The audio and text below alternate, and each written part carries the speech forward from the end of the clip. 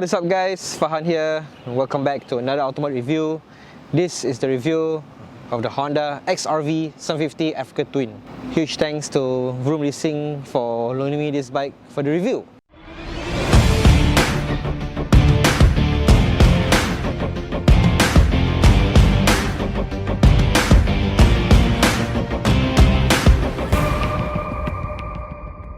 Alright guys, so this is actually my first ever bike review ever since I quit my job on April 1st. To support me guys, because I really quit my job to do YouTubing full time. So share this video with all your riding kakis, your friends, your family, everybody, anybody or everybody who is interested in motorcycles basically. So this is the review of the Honda Africa Twin XRV750. Very old bike. So additionally to add on, I've rented this Honda Africa Twin, the XRV750 from Vroom Leasing. They've kindly provided me this bike. So yep, starting it up pretty straightforward. Given it's an old bike, it uses key as opposed to a transponder or whatever. So starting it up straightforward, put the key in the ignition, twist the ignition, press onto the starter. There you go. Ride height is 86 cm, so it's a bit too tall for me. I'm literally tiptoeing at the tip of my toes right here. Try my best to really stay on the bike, guys. Alright.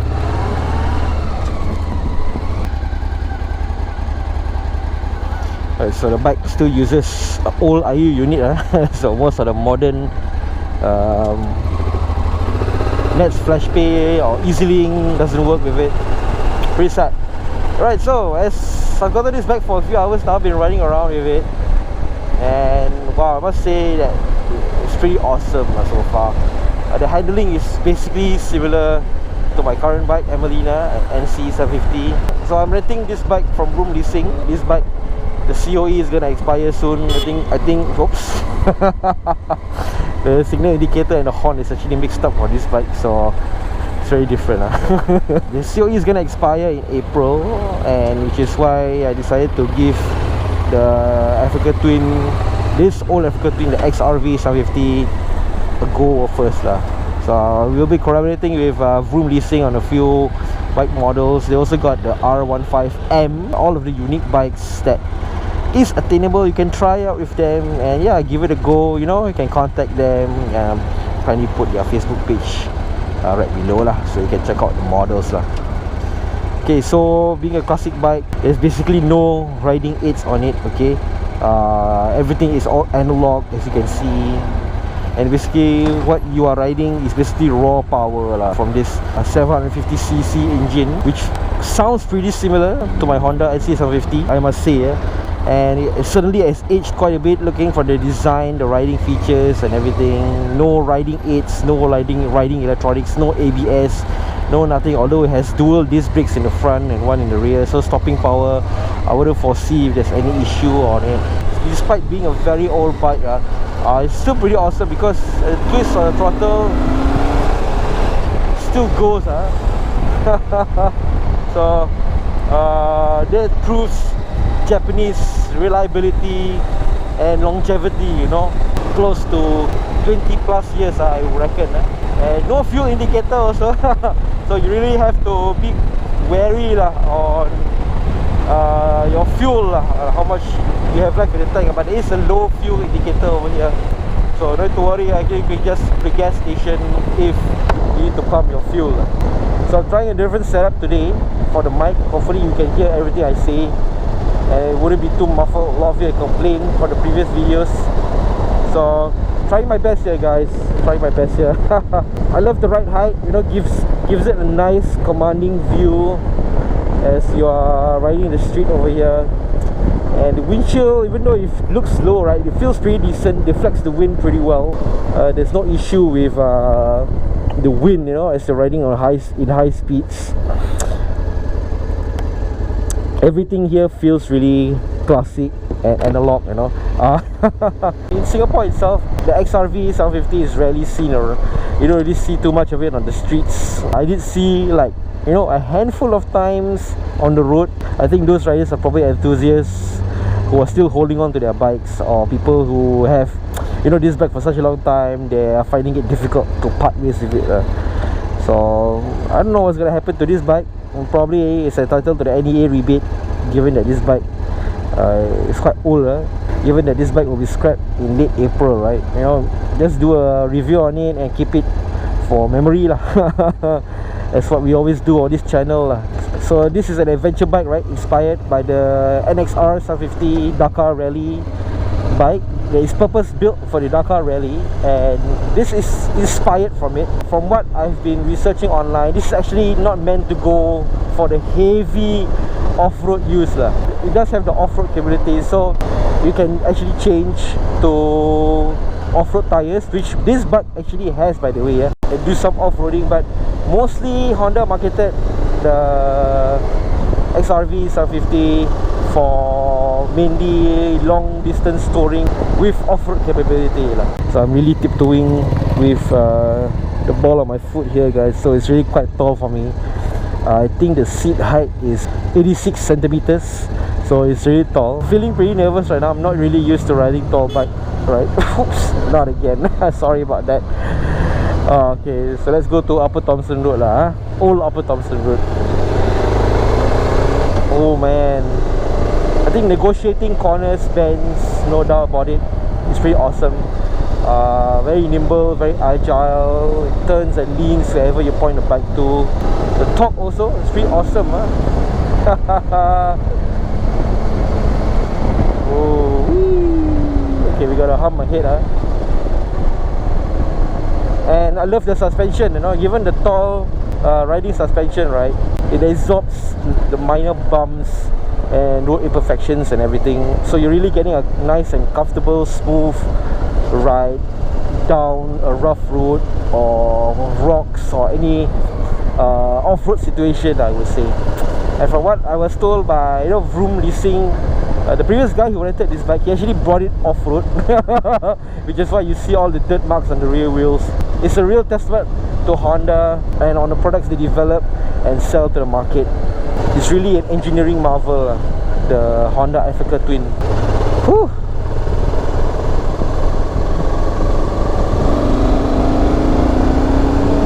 Whoa, having the time of my life, man. Okay, so brakes, stops on a dime. Okay, no issues with braking at all. It doesn't have ABS, but I wouldn't risk it like doing an e-brake, you know, sudden e-brake, you might fishtail. But given that there's two brake rotors in the front and one in the rear, I think stopping power is awesome on this bike. I think backcountry roads, long, windy, twisty roads, no issues. Handling is very awesome, very agile. Whee! So with the border reopening, right, Vroom actually allows their rental bike to be ridden into Malaysia, so you can really consider renting with Vroom Leasing. Back in the day, it was really popular. You know, I've seen the XRV around the late 90s and the early 2000s. It's a really popular bike, given the XRV750's versatility at the time. Riding it now, it really feels like, oh, it's really old. I mean, even though the riding performance is not compromised on this, you can feel that it's slightly sluggish. Whew. But not really that bad, like my personal opinion. In production from 1990 till 2003, the Honda XRV750 Africa Twin is the second bike to use the nameplate and is the successor to the XRV650. It was based on the Honda NXR750 Dakar, which won the Paris-Dakar Rally 4 times in the late 1980s. Back in the late 90s to the early 2000s, it was a popular ADV, providing comfort on daily rides and long-distance touring with off-road capability. The Honda XRV750 Africa Twin has since gained cult status in Europe and is a sought-after bike among motorbike enthusiasts. It was replaced by the CRF1000L in 2016. Engine is a 742cc liquid-cooled 4-stroke 3-valve twin-cylinder overhead cam V-twin with a carburetor fuel system and a 5-speed manual transmission. So let's start off with the riding position. Okay, broad handlebars, upright sitting position, seating ergonomics all figured out. Pretty comfortable in my personal opinion. Amongst all the motorcycles that I've ever ridden, I've never been more comfortable than riding the Honda Africa Twin XRV750. I have to say that I can probably bring this out on a tour and I wouldn't even feel like my back will hurt or would tire me out, It's really a comfortable sitting position, guys. So I'm 165 and as you can see, I'm pretty much tiptoeing at the ball of my foot. The ride height is 86 centimeters, so if you're vertically challenged, it's going to be a struggle for you. And especially on the newer Africa Twin models, it's even much more of a struggle for me because the ride height is even higher. So let's talk about the general design. And I have to say that you can really see that it's really born out of the 1990s. Very much old school, rounded, very simplistic in design, no sharp angular lines. And this design is pretty much a bygone era. Rugged looking, off-road ready, pretty much based on the purpose-built Paris-Dakar Rally Honda XR750. However, for the VXR750, it's a bit more modernized along the lines of the predecessor, the XRV650. Notable design elements include the bulky body, front twin headlights, and a huge aluminum bash plate. I mean, it really looks like a monster. Probably if you hit it with a rock, it's not gonna hurt it at all. Let's talk about the handlebar controls. Given that it's a 90s era bike, it's pretty much mechanically Spartan in nature, so it's very old school, very basic. Okay, turn signals here, horn here, hazard lights here, headlight controls here, starter, kill switch. And we gotta talk about the gauge cluster. It's really analog. Tachometer and speedometer, temperature gauge, warning lights, indicator signals are the generic one as opposed to the separated blinkers. And we have to talk about this right here, and this particular bike is the later generation of the XRV750, featuring a large trip meter LCD display mounted above the speedometer and tachometer. So this is actually inspired by the Dakar Rally navigation displays, and it's actually an electronic timer and trip meter. Given that this bike has aged considerably, right? I can barely see or adjust the tripper on this, but it's a really pretty interesting look to it, really reminiscent of the 90s. I have to say that the strange part about the gauge cluster over here, this is actually foam, it's not plastic, and you can feel that it's soft to the touch, which is a pretty strange decision on why they did this. To add on, there's also no fuel gauge on the bike. Okay, so you're gonna have a hard time if you don't know how to gauge how much fuel is left in the bike. So as if all the old school riders, they usually shake the bike before riding off or open up the fuel cap and have a look inside on how much fuel there's left. So let's talk about riding tech for the XRV750. As I mentioned before, old school bike, really mechanically Spartan in nature, but for the era, it has long travel suspensions that insulates the drivers from uneven surfaces, twin rotor brakes at the front, a single rotor in the rear, no ABS, no riding features, no traction control, nothing fancy, just raw power between your legs. Alright guys, horn check for the Africa Twin.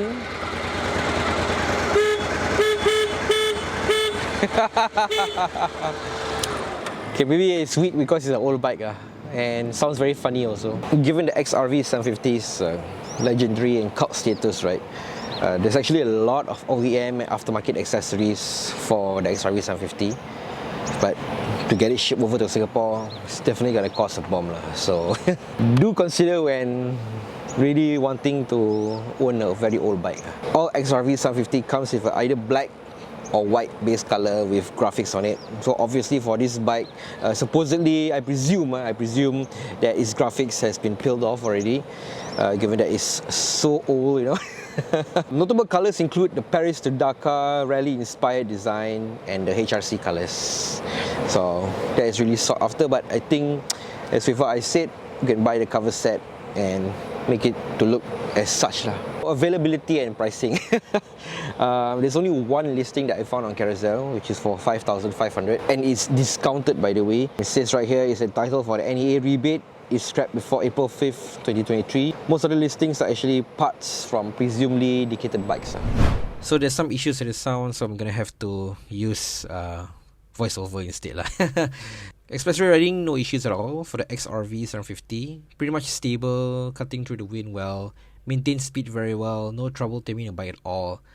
Obviously, it can go above 90 if it wants to. This bike is not meant for everybody, certainly meant for enthusiasts who are nostalgic for the era or is just a fan of older bikes in general, where bikes are mechanically Spartan in nature and easier to tinker around with. It's just raw power. You can consider an XRV750 if you want something old but yet nostalgic. It wouldn't make much sense in the modern era for such a bike to exist, given the riding tech that helps with the riding experience and safety. It does feel bulky, given that it's 207 kg, but when you're in motion, you don't feel the weight at all.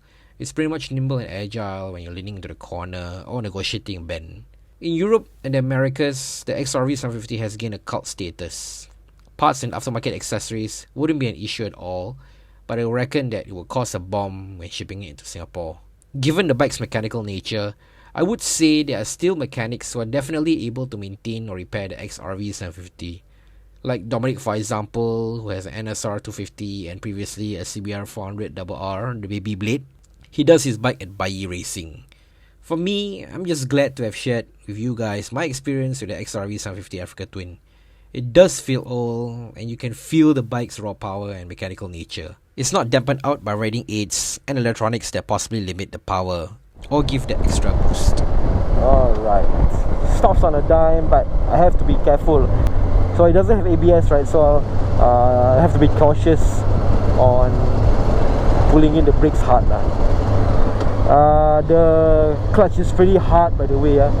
Maybe because it's an old bike, or maybe because there's some wear and tear in the clutch cabling. But I would reckon that, you'd expect that with an old bike. Alright guys, so I'm gonna give you guys my final conclusions on the XRV750 Africa Twin.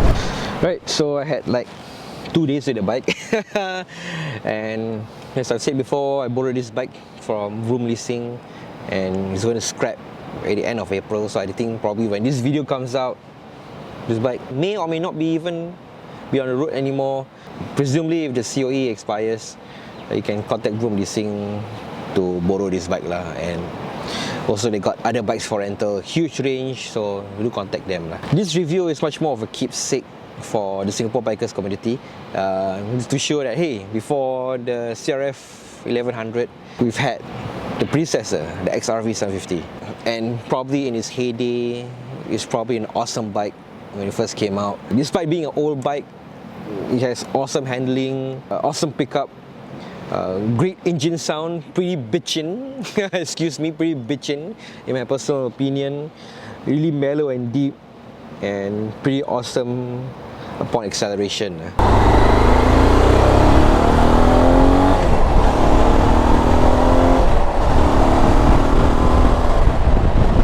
In Singapore, pretty much a classic.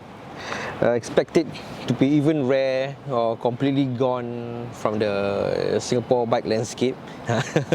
And I really respect guys who are still, owning this bike probably, and yeah, just like Dominic, he likes old bikes, and I really have to respect people who really want to own an old bike, because when I'm riding this bike, it's really a gas guzzler. Like when I was riding it the whole day yesterday, I ran out of fuel and I had to top it up.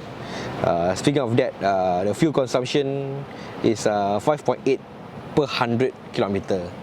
And it's a 23-litre fuel tank, so that really tells you how much of a gas guzzler this XRV750 is. But I mean, previously, back in the day, fuel was cheaper and emissions regulations weren't that strict. But nowadays, there's a huge emphasis on saving fuel and getting vehicles to be more environmentally friendly. I must say, the power it really gives out is pretty awesome, even for an old bike. It's pretty awesome. Handling very much similar to my NC750, given its overall size and bulk. And yeah, glad to be riding a piece of history. And to all you guys who are still holding on to the XRV750, I really respect you guys for still wanting to keep such a bike. And hopefully for former owners who once owned the XRV750 or Africa Twin. Hopefully this brought you memories back in the day where it was much more simpler and happier and cheaper to own a bike. So once again, this bike has been provided to me by Vroom Leasing. Thank you so much. Yeah, that's it for the vlog, and we will see you in the next one.